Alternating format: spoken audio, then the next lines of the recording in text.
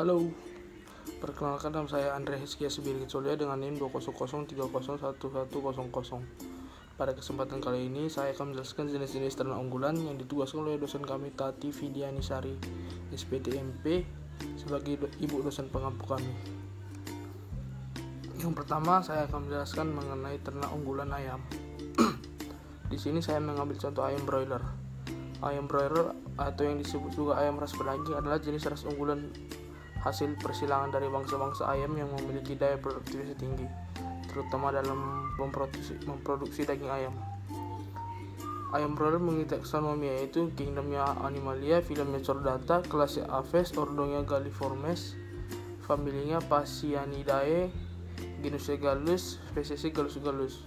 Khusus untuk ayam broiler memiliki taksonomi tambahan itu subspesies yaitu Neordites. Ayam broiler memiliki ciri-ciri sebagai berikut, yaitu yang pertama ukuran badan yang relatif besar, padat, kompak, berdaging penuh. Yang kedua produksi telur rendah. Yang ketiga bergerak lamban. Yang keempat tenang dan mengalami dewasa kelamin yang lambat. Kita masuk ke dalam bagian pakan ternak. Pakan sangat mempengaruhi pertumbuhan ayam. Pakan yang masuk ke dalam tubuh akan berubah menjadi daging dan mempengaruhi bobot tubuh. Maka dari itu sangat penting bagi peternak dan pelaku usaha pedaging ayam broiler untuk memperhatikan pakan ayam-ayamnya di peternakan. Jangan membuat ayam hanya sekedar kenyang saja, namun mengabaikan memperhatikan nutrisinya. Lalu bagaimana sih pencernaan ayam itu? Ayam mempunyai tembolok sebagai tempat penyimpanan bahan pakan sebelum dicerna lebih lanjut. Ayam juga mempunyai gizzard, yaitu ampela yang dapat mencerna bahan pakan secara mekanis. Untuk jalur pencernaannya dapat dilihat melalui gambar yang telah disediakan. Kelebihan ayam broiler adalah daging yang empuk, ukuran badan besar, bentuk dada lebar, padat dan berisi. Juga efisiensi terhadap pakan cukup tinggi.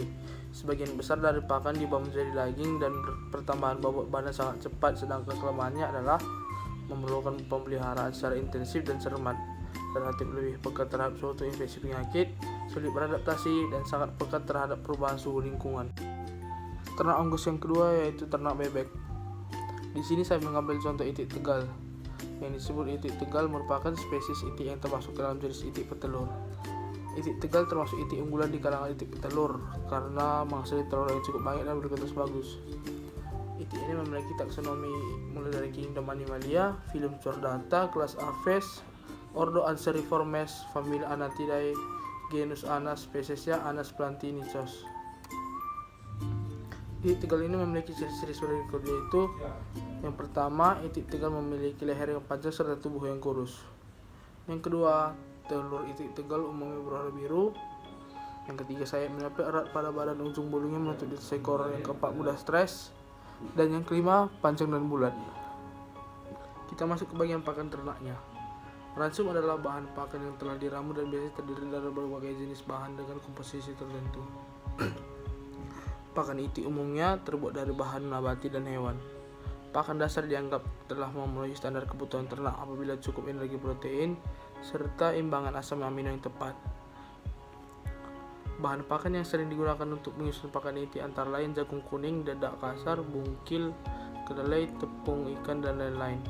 Penyusun pakan dilakukan sesuai dengan kebutuhan tiap periode dan pertumbuhan produksi. Untuk pencernaan itik dapat dilihat dengan gambar mulai dari kerongkongan, tembolok, lambung, empedal, usus, dan poros usus, dan akan keluar melalui kloaka. Itik Tegal juga memiliki keunggulan, yaitu jenis itik petelur lokal Indonesia yang memiliki keunggulan yaitu umur awal bertelur lebih cepat 132-162,24 hari dibanding itik lokal lainnya yaitu itik Alabio 144,13 sampai 7,51 hari. Itik Mojosari 151,85 ditambah 13,6 hari. Sekarang kita ke bagian ternak unggus sapi. Di sini saya mengambil satu sapi Eropa, adalah spesies sapi ternak yang berasal dari timur dekat. Baik sapi Eropa maupun sapi Zebu merupakan keturunan dari nenek moyang yang sama yaitu urus. Taksonomi sapi urus mulai dari kingdom sapi spesies yaitu Animalia, chordata, Mamalia, Artiodactyla, Bovidae, Bos taurus. Ciri-ciri sapi Taurus yaitu tidak berpunuk, kepala pendek dengan dahi yang lebar, timbul dan lubak sapi dewasa cukup tebal, bulu panjang dan kasar, cepat dewasa ditandai oleh pertumbuhan maksimal pada umur 4 tahun, tidak tahan pada suhu tinggi, sapi dewasa besar. Untuk pakan ternaknya, pada umumnya peternak sapi potong memberikan pakan rumput gajah, rumput benggala, rumput staria, jerami padi, jerami kacang tanah, dan rumput ilalang. Pakan konsentrat terbuat dari bahan dengan kadar serat dasar yang rendah sehingga mudah dicerna oleh ternak. Pakan tambahan diberikan pakan sapi yang dirawat secara intensif dan khusus untuk melengkapkan kebutuhan nutrisi ternak. Lalu bagaimana sih pencernaan sapinya? Sebagai hewan ruminansia, sapi memakan dan mencerna tumbuhan melalui fermentasi dan sistem pencernaannya. Lambung sapi terdiri dari 4 ruangan, yaitu rumen, rutikulum, omasum, dan ovomasum. Pakan yang telah difermentasi dalam rumen kemudian diregurgitasi, yaitu dikembalikan ke dalam lumut untuk diunyah kembali. Oleh karena itu, apabila kita melihat sapi, kita sering melihat sapi mengunyah dalam waktu yang lama. Keunggulan sapi Taurus ini yaitu pertumbuhan cepat dan serasi, mampu tumbuh dengan pakan yang sederhana, cepat mencapai dewasa kelamin, markas bermutu tinggi, daging tebal, bobot badan dewasa rata-rata 900 kg pada jantan dan 700 kg pada betina. Lalu kita masuk ke dalam bagian kambing. Di sini saya mengambil contoh kambing PE atau kambing peranakan etawa. Taksonomi kambing PE ini mulai dari genus sampai subspesiesnya yaitu Animalia, Chordata, Mamalia, Artiodactyla, Bovidae, Capra aegragus hircus. Ciri-cirinya kita dapat membaca slide ini. Kambing ini juga memiliki keunggulan, yaitu memiliki kemampuan adaptasi yang baik dan lincah. Untuk pakan ternaknya, bahan pakan untuk ternak kambing terdiri dari hijauan, konsentrat, pakan suplemen, dan pakan tambahan sebagai berikut, yaitu pakan hijauan. Hijauan pakan dapat berupa rumput segar, bisa juga rumput yang telah diberi perlakuan atau pengolahan lebih lanjut, misalnya diolah menjadi silase. Lalu bagaimana dengan pencernaan kambing? Pencernaan kambing hampir sama dengan pencernaan sapi karena kambing termasuk dalam kelompok hewan ruminansia. Untuk ternak unggul domba, di sini saya memilih ternak unggul domba gunung. Taksonomi domba gunung ini yaitu kingdomnya Animalia, filumnya Chordata, kelasnya Mamalia, ordonya Artiodactyla, familia Bovidae, genusnya Ovis, spesiesnya Ovis amon. Ciri-ciri dapat kita lihat dalam slide ini. Untuk pakannya, domba merupakan ternak yang memerlukan bahan-bahan berupa hijauan dalam jumlah besar, yaitu sekitar 90%. Nah, kita masuk ke dalam bagian pencernaan domba. Pencernaan domba juga hampir sama dengan kambing dan sapi karena domba termasuk dalam kelompok ruminansia. Sekarang kita masuk ke dalam bagian ternak unggul babi. Di sini saya mengambil contoh babi durok. Babi durok adalah jenis babi domestik yang lebih tua. Telah ini dikembangkan di Amerika Serikat dan menjadi dasar bagi banyak babi komersial campuran.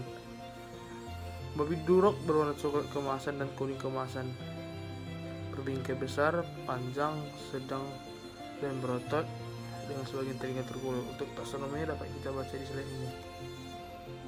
Untuk ciri-ciri babi durok yaitu tubuh panjang dan besar, warna merah tua, punggung berbentuk busur yang mulai dari leher sampai ekor dengan titik tertinggi di tengah-tengah.